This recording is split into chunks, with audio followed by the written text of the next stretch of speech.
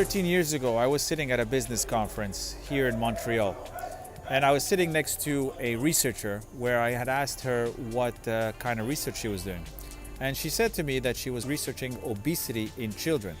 She said that in Montreal we were reaching epidemic levels. I figured that the word epidemic was way too heavy, way too big to really be believable. But she said that we had a serious problem. I had asked her what were the reasons behind this so-called epidemic in obesity in children, and she said that the real reason was not junk food, but rather inactivity. That made me ponder a bit, and I said, well, inactivity, I mean, kids are always out. She says, well, you know, kids are actually sitting in front of their computers and in front of their smartphones, etc. And I said, well, why is that? Is it because we live in a cold climate? And she said, no. The reason is because we don't have any positive role models.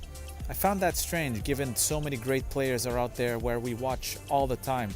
But she said the real motivator or the real hero in any child's life is his or her parents. That made me think.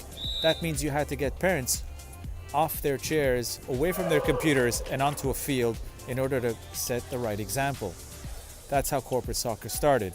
It was my way of saying to the corporate community that corporate social responsibility has to be all about having companies caring enough about their employees to get out on the field and exercising.